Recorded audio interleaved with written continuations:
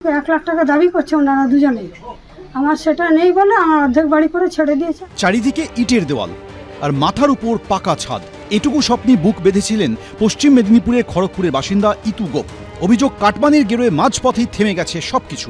মাথার উপর ছাদ নেই, আগাছার মাঝে দাঁড়িয়ে রয়েছে কেবল কয়েকটা ইটের দেওয়াল। তার মাঝে দাঁড়িয়ে খড়গপুর পুরসভার 1 নম্বর ওয়ার্ডের বাসিন্দা ইতু গোপ অভিযোগ করলেন, 1 লক্ষ টাকা কাটমানি দিতে না পারায় থমকে গেছে বাড়ির কাজ।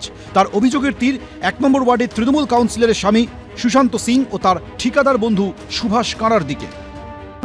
বাড়ি এসেছে দিয়ে তারপরে কাউন্সিলরের স্বামী এলো, এসে এক ঠিকাদারকে নিয়ে এলো, বলে বাড়ি বানাবো। খুব কষ্ট, 25,000 টাকা তো জোগাড় করে দিয়ে দিয়েছি। বাড়িতে তৈরি করছে, হাফ করেছি। 1,00,000 টাকা দাবি করছে ওনারা দুজনেই। সেটা নেই বলে আমার অর্ধেক বাড়ি করে ছেড়ে দিয়েছে। আমি যেখানে খুশি সেখানে যান, আমাদের কেউ কিছু করতে পারবেন। পাকা বাড়ির আশায় আবাস প্রকল্পে আবেদন করেছিলেন, অনুমোদনও মিলেছিল সরকারের থেকে, কাজও শুরু হয়। অভিযোগ, কাটমানির 1 লক্ষ টাকা না দিতে পারায় সেই কাজ বন্ধ করে দেওয়া হয়েছে। মাস থেকে তৈরি হচ্ছে, ফিরে মে মাস আসতে চললে আমার বাড়ি এরকম করে ছেড়ে দিয়েছে। এখন আমি কি করবো আমি কিছু ভেবে পাচ্ছি না। যদিও অভিযোগ অস্বীকার করেছেন তৃণমূল কাউন্সিলরের স্বামী। একদম মিথ্যা অভিযোগ ওটা। বিলের সমস্যার জন্য কিছু কিছু বাড়ি ওরকম ইনকমপ্লিট রয়েছে, একার না, মিনিমাম 4-5টা বাড়ি আর ওরকম রয়েছে। ওইটা এই বিল এবার পেয়ে যাবো, এই মাসে ঢুকে গেছে বিলটা, পরের মাস থেকেই আবার চালু করে দেওয়া হয় বাড়িগুলো। পয়সার কোনো দাবি করা হয়নি, ওর বাড়ি আস্তে আস্তে আবার চালু হয়ে যাবে।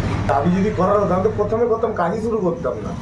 ভাড়া ঘরে আছেন, ওনার কেউ বুদ্ধি দিয়েছে যে তুমি এরকম একটা কমপ্লেন করতাম।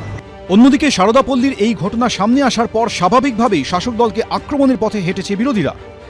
কাউন্সিলরের হাজবেন্ডও কিন্তু এই ব্যবসার সাথে জড়িত হয়ে কন্ট্রাক্টরের সাথে হাত মিলিয়ে তিনি একজন গরিব মানুষের কাছে 1 লক্ষ টাকা চেয়েছেন। সারা পশ্চিমবঙ্গ জুড়ে যেভাবে চলছে এই অন্যায়কে একদম প্রশ্রয় দেওয়া যায়। তৃণমূল কাউন্সিলরের স্বামী ও ঠিকাদারের বিরুদ্ধে মহকুমা শাসকের কাছে লিখিত অভিযোগ জানিয়েছেন ইতু গোপ। বিশ্বজিৎ দাস, এবিপি আনন্দ, পশ্চিম মেদিনীপুর।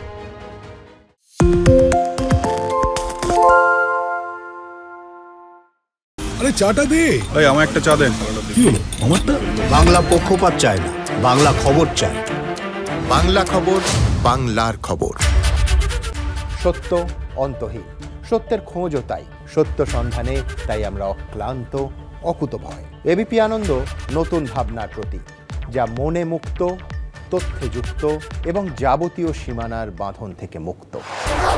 সীমা না শব্দটির মধ্যে লুকিয়ে আছে মানা শব্দটি, যেন চোখ রাঙানি এক অদৃশ্য ব্যানাজার, যা আটকে রাখে আমাদের এক ছোট্ট গণ্ডির মধ্যে।